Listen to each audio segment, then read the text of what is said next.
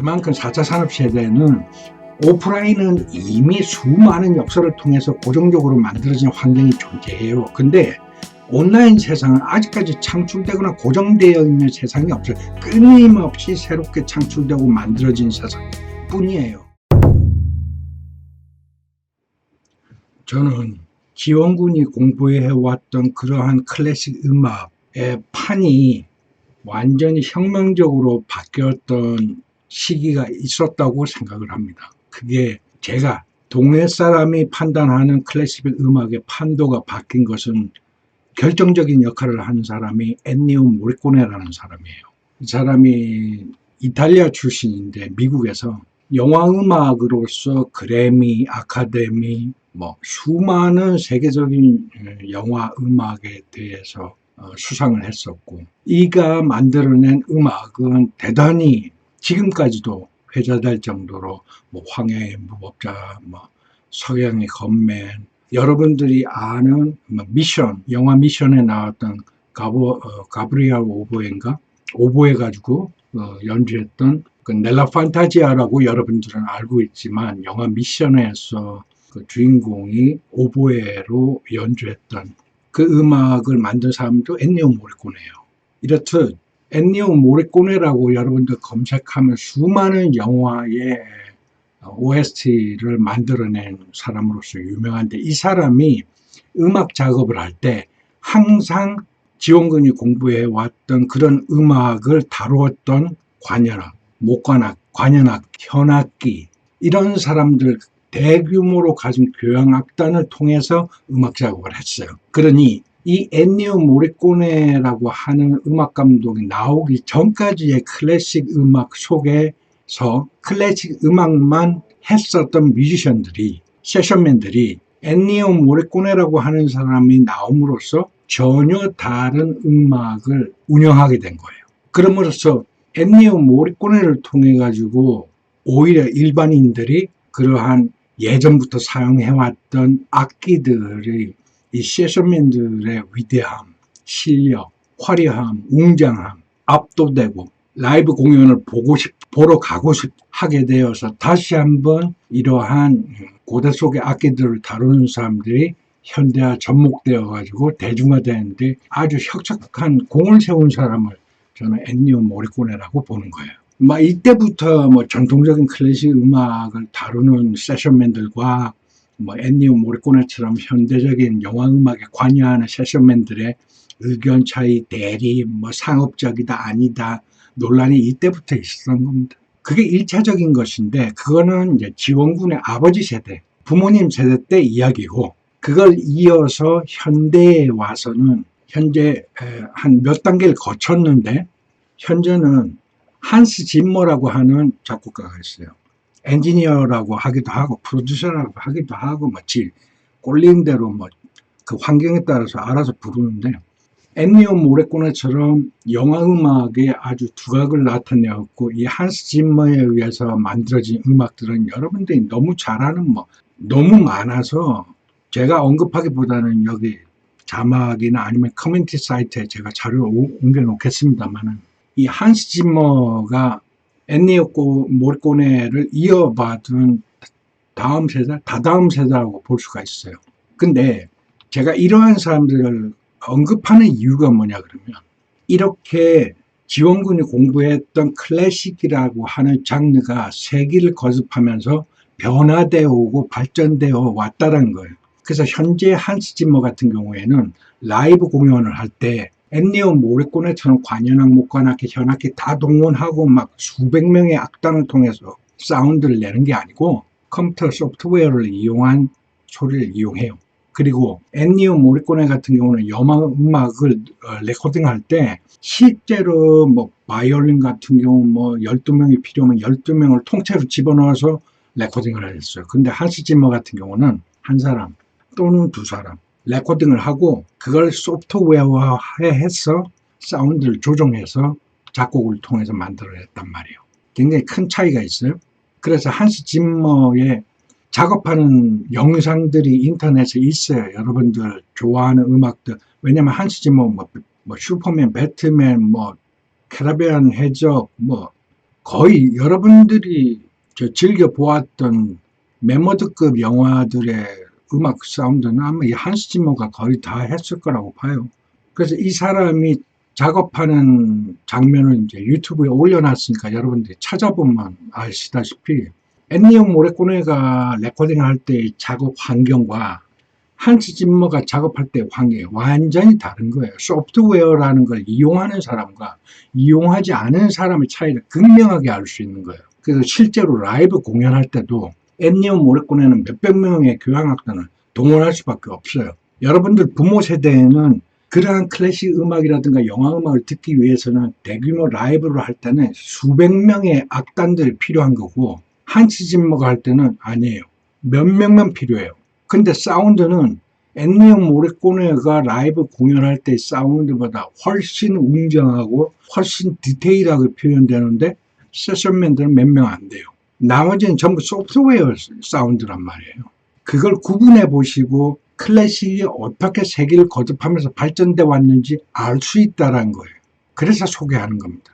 그래서 지금은 저 같은 동네 아저씨는 클래식 하면 한스 짐머라는 사람이 상당히 발전시켜 왔고 완전히 소프트화 시켜가지고 이 사람은 작곡을 이런 식으로 하는구나. 그리고 일반 사람들에게는 알려지지 않았지만 Two Step From Here이라고 하는 회사가 있어요. Two Step From Here이라고 하는 이 회사는 완전히 소프트웨어를 가지고 만들어내요. 음악을 작곡을 해요. 그래 놓고 라이브 때는 악단을 통해 가지고 사운드를 내기는 합니다만 밑에 BGM을 소프트웨어 사운드를 깔고 라이브에서 악단들이 그 위에 BGM 위에 까는 거란 말이에요. 음악. 그런 식으로 라이브 공연을 해요. 그래서 Two Step From Here는 일반 사람들이 잘 모르는 이유가 이제 상업 음악만 하기 때문에 그래요. 뭐 뉴스라든가 아니면 방송 타이틀, 뭐 엔드롤, 뭐 이런 방송 운영에 필요한 소스들의 음악들을 작곡해내고 판매하는 회사가 Two Step From Here이에요. 그래서 이런 회사를 통해서 또 여러분들에게 잘 알려진 음악들, 게임 음악, 또는 P2P 또는 요즘 뭐 넷플릭스, 디즈니에서 제작하는 드라마 음악만을 전문적으로 제작하는 음악들이라서 여러분들 대표적으로 이런 회사들이 어떤 음악을 만들었는지는 아직 커뮤니티에다가 자료를 올려놓을 테니까 한번 보시면서 뭐 22년도인가 21년도에 여러분들 드라마 한참 세계 1위 했던 왕자의 게임 그거 타이틀 음악 같은 경우도 작곡한 게 지원군이 공부했던 클래식 방식으로 작곡한 게 아니에요. 전부 소프트웨어예요. 그러니까 하물며 지금도 미국의 유명한 뭐 음대인 인디아나, 뭐 커티스, 아직가 이게 틀리라 발음이 잘 안 된다. 커티스 막, 뭐 줄리어드, 미시간주 음대 이런 데에서 악기를 다루는 사람들이 기본적으로 1학년 때 작곡, 작사를 기본적으로 하는 것이고 옛날처럼 악보에다가 콩나물대를 그려가면서 작곡, 작사를 하는 게 아니라 소프트웨어를 이용한단 말이에요. 그런 과정은 기본적으로 거치는데 대한민국 음대는 아저씨가 예전에 취재할 때 지금도 그러나 모르는데 무조건 악기예요. 악기 다루는 애는 그냥 악기 그거 하나만 주구장창 잘 다루면 이거야. 대학 입학도 이거 하나만 잘하면 이거야. 이게 웃기는 거죠. 악기를 다루는 사람은 기본적으로 작곡, 작사를 할 줄 알아야 해요. 그것도 소프트웨어로. 컴퓨터로 모두 작곡, 작사를 해서 그것들을 오프라인에서 자신 있는 악기로 구현해내는 방법이 현재의 클래식이에요.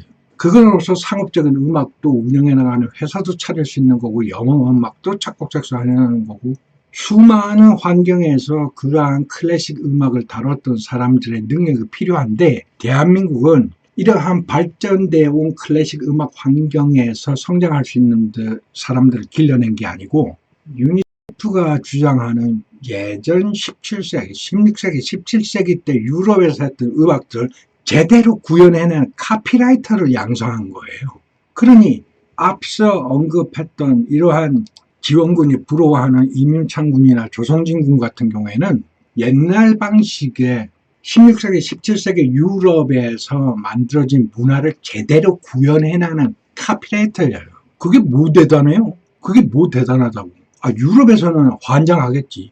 외국애가 한국에서 한국의 국악을 그대로 구현하면 대단하지 않아요? 한국 사람도 환장하겠지.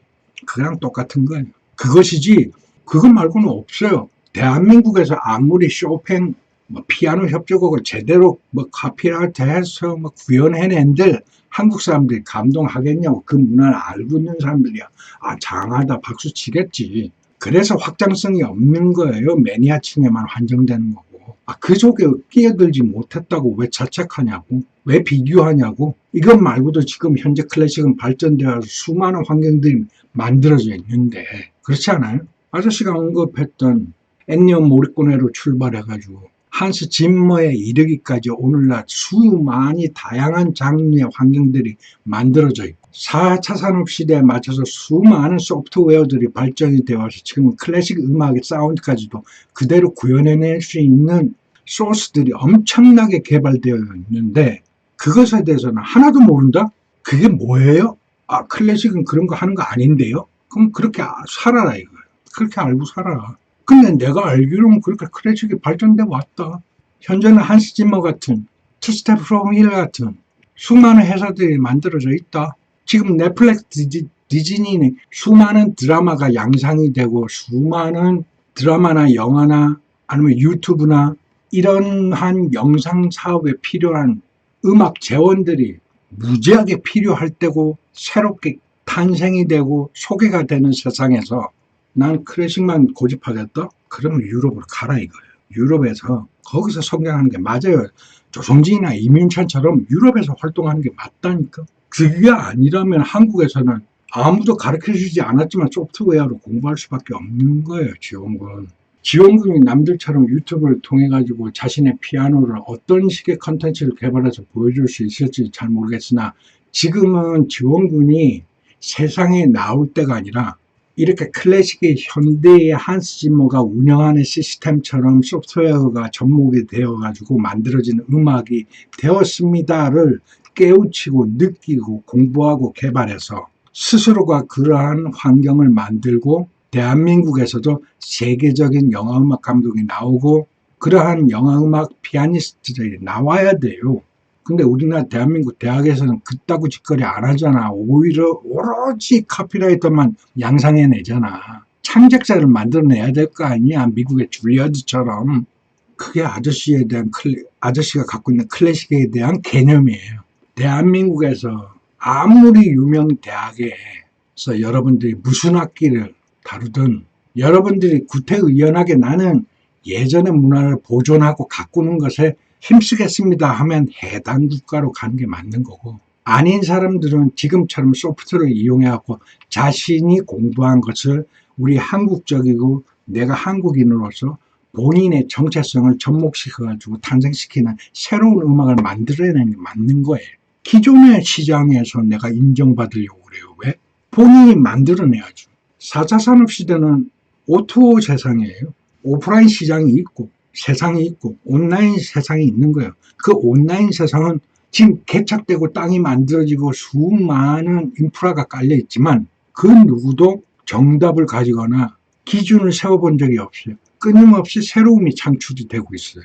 그 속에서 성공한 사람이 한스 짐머나 Two Steps From Hell이에요. 지원군은 그런 사람들을 본받아야 되는 거예요. 그런 사람들을 연구하고. 그래서 대한민국에서 피아노를 다룬다는 것은 언제나 새로움을 창출해낼 수 있는 기술을 가졌다는 뜻이에요. 근데 왜 16세기, 17세기 음악을 커피해내는, 재현해내는 사람으로 성장을 하려고 안달복달 나 있냐고. 그 세상이 지원군을 받아들이지 않고 노하고 거부했으면 그래? 그럼 나만의 세상을 만들게 하고 가시는 게 맞죠? 그래서 결론을 말하자면 아저씨 생각에는 지원군이 고민하는 거 그 틀렸다. 틀린 고민이다. 지원군이 모르는 세상이 너무 많다. 한스 짐머나 Two Steps From Hell이 어떻게 작곡하는 과정을 거쳤는지를 보고 본인의 스타일에 맞는지 본인도 그 길을 가야 되는 게 맞는지 한번 고민해보고 하는 게 맞는 거예요 지금. 그래서 아저씨는 지원군이 대한민국에서도 수많은 드라마나 영화의 음악을 작곡해내는 지원군이 됐으면 좋겠습니다. 엔니오 모리코네나 한스 짐머 같은 세계적인 영화음악, 드라마 제작음악, 상업음악을 창출해내는 사람이 되었으면 좋겠어요. 그런 차원에서 아저씨가 학교도 제대로 안 다니고 그냥 하우스 음악만 하던 애가 세계적인 음악가로 성장했다고 하는 그 비디오를 보라고 그랬던 거예요. 그만큼 4차 산업세대는 오프라인은 이미 수많은 역사를 통해서 고정적으로 만들어진 환경이 존재해요. 근데 온라인 세상은 아직까지 창출되거나 고정되어 있는 세상이 없어요. 끊임없이 새롭게 창출되고 만들어진 세상일 뿐이에요. 지금 아무도 늦은 사람 없어요. 심지어 아저씨까지도 늦은 적 없어요. 아저씨가 온라인 세상에서 페이퍼크래프트라고 하는 장르로 어떻게 구축이 될지, 어떻게 만들어질지는 대중이 결정하는 거지 만들어진 적 없어요. 아저씨같이 나이 먹고 오늘 내일 하는 사람한테도 기회가 있는 게 온라인 세상이에요. 알겠어요? 그래서 그런 밥상머리에서 밥을 어떻게 먹어요? 뭐부터 먹어요? 어떻게 떠먹어요를 질문하지 말고 본인이 그러한 밥상에서 어떤 게 내 입맛에 맞는지부터 찾고 내가 거기서 내 기술을 화려하게 펼칠 수 있고 내 영역이 마련이 될 수 있는지부터 테스트하고 실행하고 그게 우선이 아닐까 생각이 들어서 비록 내 장르는 아니지만 내가 전문가는 아니지만 클래식에 대해서 한번 겁없이 떠들어 봤어요. 지원군에게 속 시원한 대답은 되지 않았겠지만 제가 갖고 있는 개념이에요. 클래식 음악에 대한. 그러니 낙담하지도 말고 기존에 카피된 그런 클래식 세상에 대해서 존경하고 거기에 내가 속해야지 하는 엉뚱한 생각하지 마세요. 한국에 있는 한 한국적인 생각을 하세요. 자, 2023년은 더욱더 어렵습니다. 젊은 청춘들에게는 지옥 같은 세상일 거예요. 물가는 오르고 생기는 수입은 적고 국가는 흔들리고 정치는 개판이고 이럴 때는 법만큼 안 쓰고 저축하는 게 승자예요. 지원군의 고민은 고민이고 나가서 알바하세요. 한 푼이라도 버세요. 허튼 시간 보내지 마세요. 단 한 시간이라도 나한테 일할 수 있는 기회가 있다면 가서 하세요. 고기라도 뒤집으세요. 편의점이라도 가세요. 한 푼이라도 버세요. 그 번 돈 1,000원, 2,000원 쓰지 마세요. 그게 2023년 청년들이 해야 될 제1 수칙이에요. 아저씨가 얘기하는. 아셨죠? 네, 지금까지 홍 수장이었습니다. 감사합니다.